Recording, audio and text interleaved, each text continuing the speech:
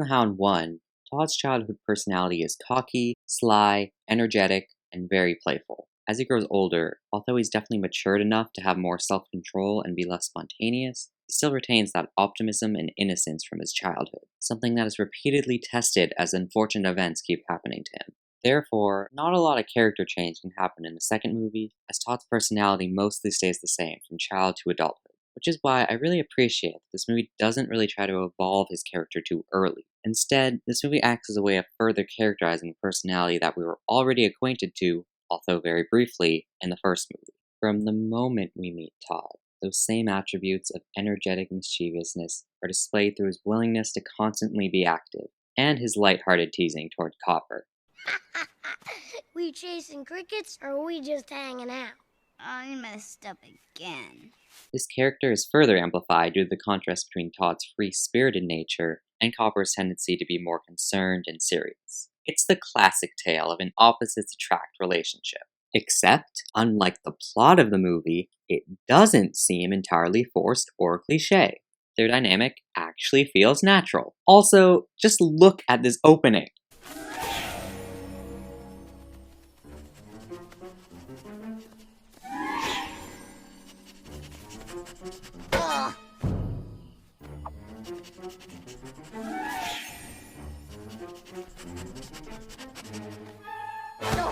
It perfectly illustrates the personalities of each character before we even see their faces. Copper is moving slowly, sniffing out every single inch in front of him and bumping into things.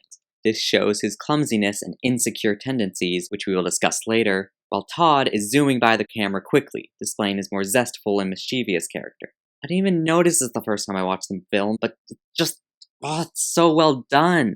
It's subtle, but it's genius. Right off the bat, this movie is already so much better than the first.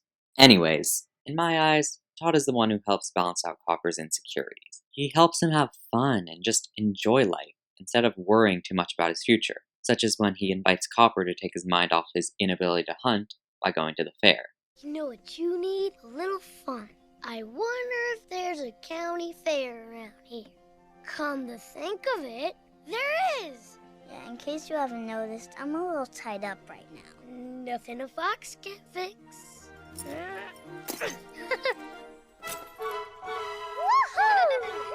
Despite this, it's not like Todd holds Copper back from his dreams either. Yes, it does eventually come to that, but at first, Todd is very loyal to his friend. He compliments Copper on how well he sang. What just happened? I'll tell you what happened. You're good at something, and I mean good. Even though he previously stated that he didn't think singing sounded very pleasant. Sounds like somebody got their tail stuck in a door.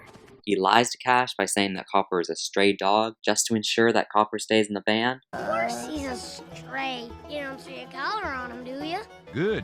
Only strays allowed in this dog's band. And, not to mention, but he literally steals an entire cow just to give Copper some milk to dissolve, for lack of a better word, the peanut butter Dixie gave him to try and inhibit his ability to sing. I mean, how much more loyal can you get than that? Todd may not have the same aspirations as Copper does, but he is definitely supportive of whatever Copper wants to do with his life. He really is a dependable friend. Seriously though, could he not find a glass of milk, or maybe water lying around the fair? He had to steal Widow's entire cow? And don't even get me started on how it makes no sense how he managed to move something that is like 10 times his own size. And although Todd does eventually sabotage Copper's chances in the band, considering everything he did for Copper without receiving any consideration in return from his friend, I understand Todd's motivation behind it. In Copper's defense though, Todd shouldn't be entitled to rewards for being supportive and kind to his friend, because that's kind of the bare minimum you should do as a friend. Except for the cow thing, that's definitely going the extra mile. But that's the thing, friends should always be there for each other, and even though Todd was, Copper wasn't. It's less a matter of Copper not giving Todd a reward, and more a matter of Copper full on neglecting their friendship, which would definitely make me feel upset if I was in Todd's shoes, and rightfully so. Of course, it has only been one day. I don't know, it's like you're not around anymore. Which does complicate things a little, as it makes it seem like Todd has an unhealthy dependence on Copper, to the point where they can't be apart for a single day. Then again, Tod is still an innocent and energetic child who wants to live life to the fullest, and it really does seem cruel to cheat a child out of experiencing fun like children should. But the position that he's been placed in within the band really prevents him from doing that. And fetch water, clean dog bowls, fun stuff like that. That's fun. Does Granny have fleas? Oh, come on, Tod. It's gonna be great. Well, okay. Plus, Copper specifically made a promise, and Tod watched as he deliberately ignored it. Don't forget, fireworks smack at sundown. It's a promise. The fireworks. Oh, gosh, I forgot. Tess and I were busier than two mice in a cheese shop. So we know that Copper is starting to lose sight of the value of loyalty. He definitely seems to be on the path of becoming the traditional corrupted by fame archetype that usually stems from gaining immense success. So Tod's concerns are still valid as long as we know he is aware of the long-term negative effects of fame, and the movie shows us that he is. This is how it's gonna be from now on. What do you mean? While he's off having fun and getting the glory, he'll stick you back here with the chores. No, Copper isn't like that. Yeah. Well, we'll see, won't we? So overall, I do feel Tod has every right to be upset and salty with Copper, even if it has only been a single day. I think Dixie explains his motivation pretty well. He never wanted to hurt you. He just wanted you to be his friend again. A friend who notably was going to completely abandon him to commit to the band if Tod hadn't interfered. We can't let old friends get in the way of that, right? I guess not. Oh, come on. You're having fun, ain't you? Are you kidding? Come on, let's go rehearse some more. Attaboy. I do believe that Tod was acting a little selfishly when he got Copper kicked out of the band, but he doesn't have to be a flawless character. A dynamic narrative works when every character has their strengths and flaws. It's what makes them well-rounded characters, as long as the audience can relate to, understand, and sympathize with them. And Tod does eventually feel guilty for his actions, to the point where he voluntarily decides to reassemble the band and is about to willingly let his friend go to follow his dreams, suppressing his own desires and realizing that he shouldn't hold Copper back from something that he loves to do. He should be supportive and happy for Copper that he found something that he was genuinely good at. None of the characters in the original movie were necessarily that memorable or relatable, but if I had to pick a favorite, I guess it would be Tod, because he's the only one who doesn't completely fail at having a consistent personality and natural character development. I'm looking at you, Copper. But even that is ultimately for nothing, because the movie spends all this time building Tod's depression through his harsh experiences, only to just throw it away as soon as he sees Dixie. Not even after he meets her, no. All he has to do is just lay eyes on her, and he's suddenly happy again. Last night was pretty miserable for you, wasn't it, honey? Just terrible. The forest is beautiful this morning. After last night, nothing looks beautiful.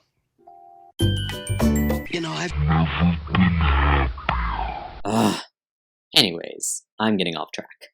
I definitely feel like this movie significantly expanded on his personality from the first movie, and further explained his motivations as an adult.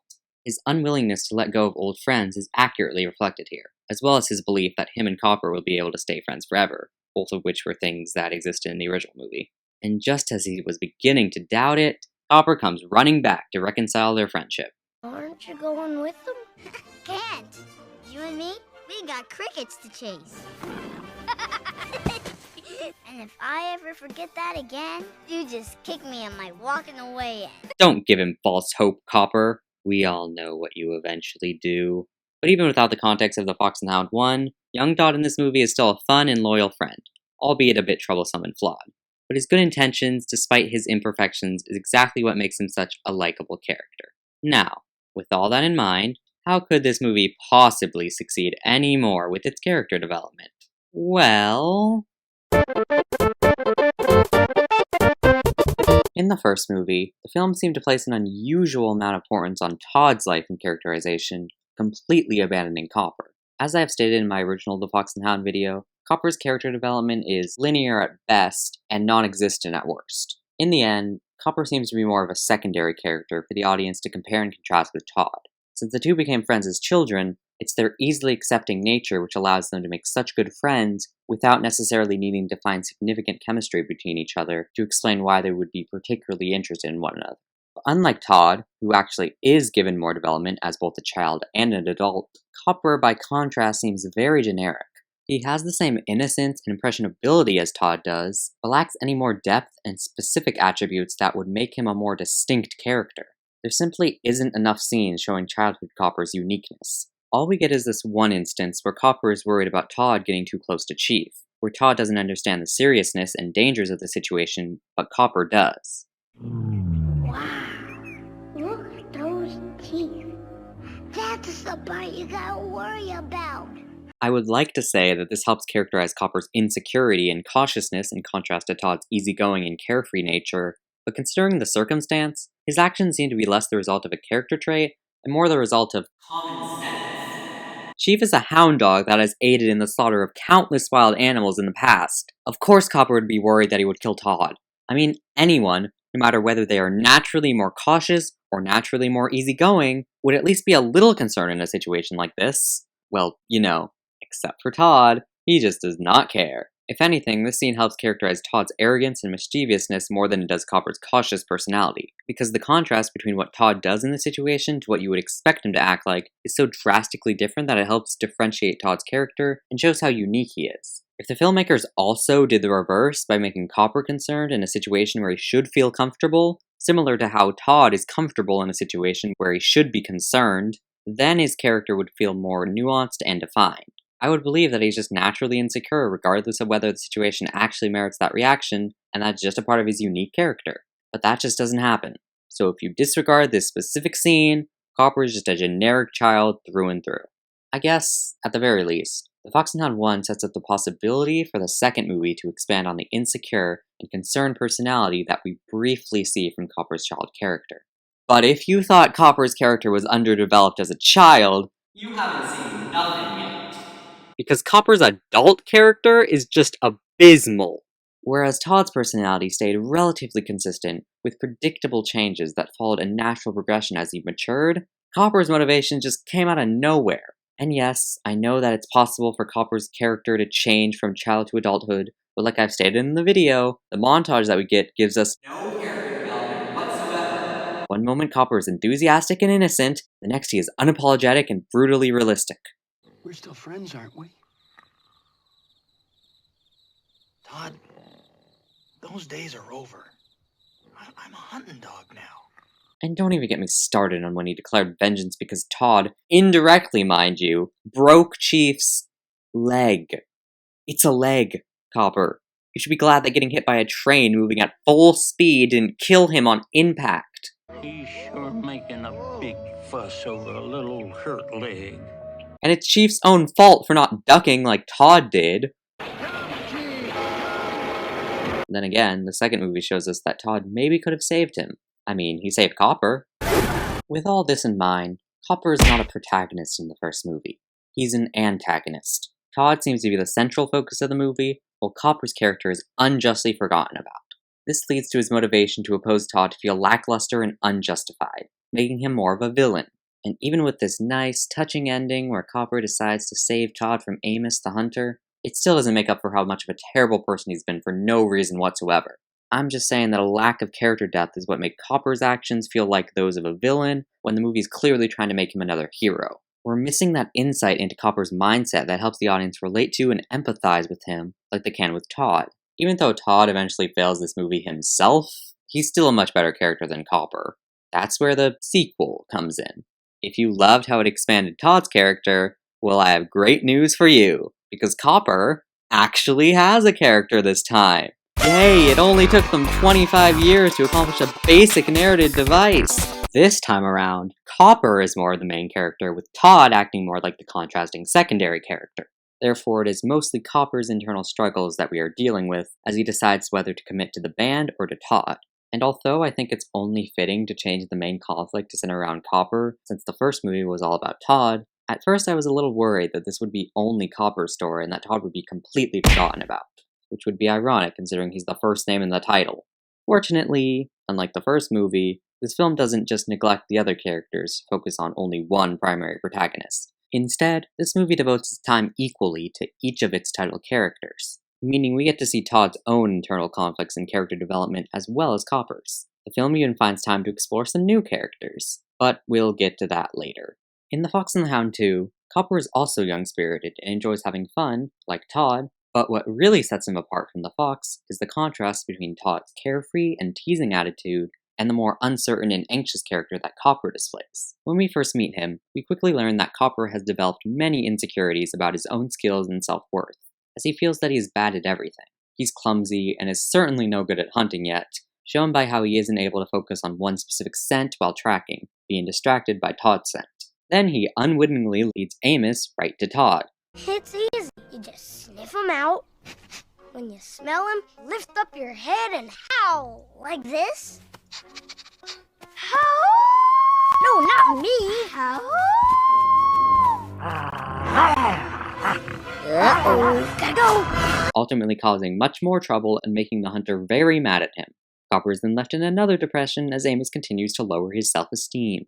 You couldn't find a rabbit at a petting zoo on Easter Sunday.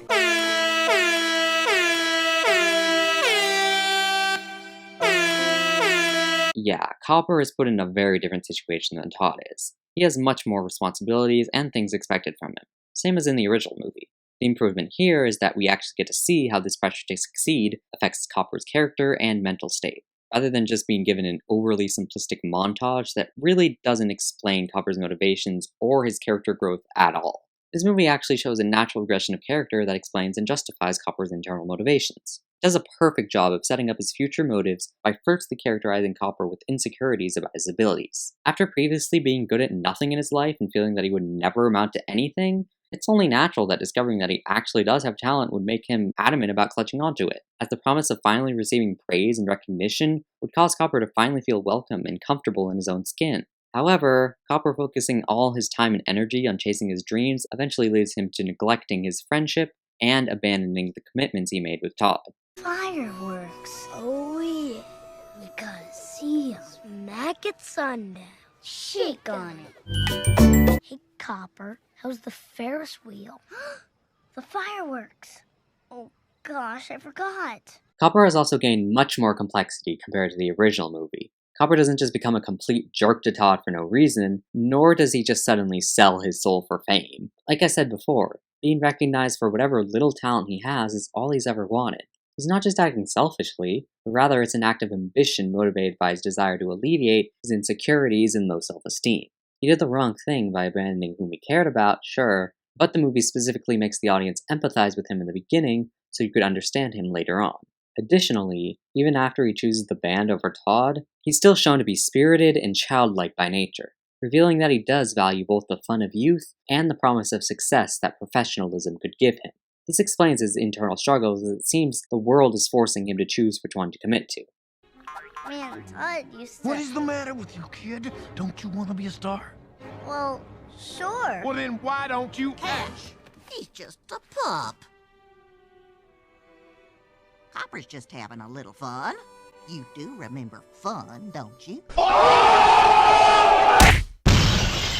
The film is able to naturally expand this conflict by having Cash gradually yet effectively impress his ideals of success and prosperity onto Copper in the very same scene he is trying to find Tod, symbolically representing the struggle of whom he should be loyal to.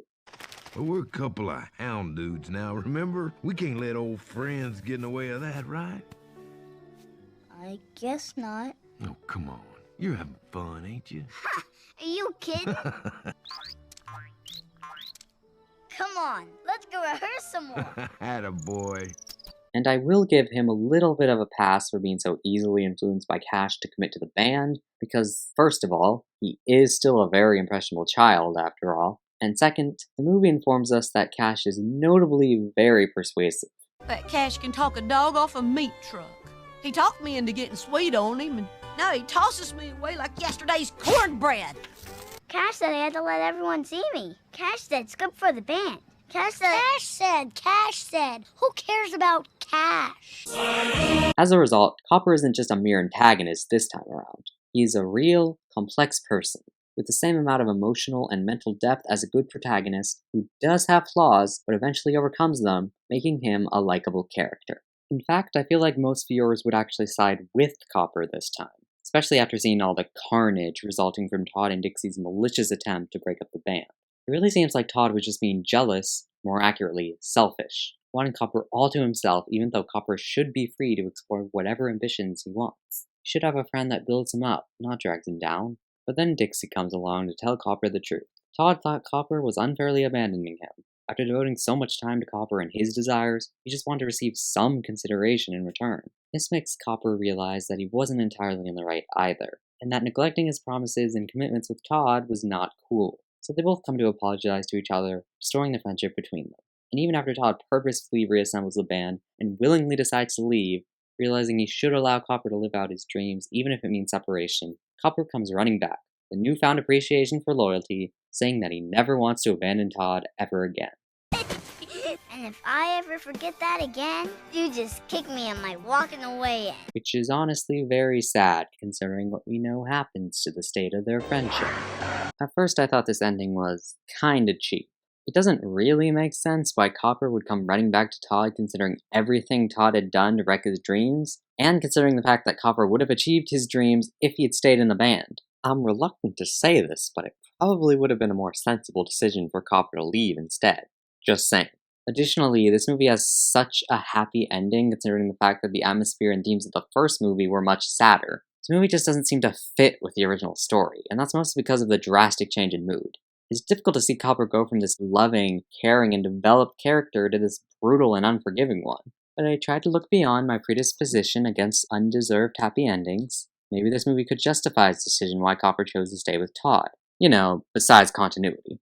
So I look back at the ending, and although it's not perfect, it does actually fit with many of the subtle character changes we witnessed throughout the movie. Specifically, Copper's conversation with Dixie was short and simple, but just hearing Dixie explain Tod's feeling of abandonment and seeing Copper's visual change as he realizes his own faults and genuinely understands the importance of friendship and commitment, it makes the scene have a sense of power that justifies why Copper suddenly feels obligated to stay loyal to Tod by the end. So the movie is not just artificially changing Copper's mind to make it have a happy ending. On the contrary, it actually feels pretty natural.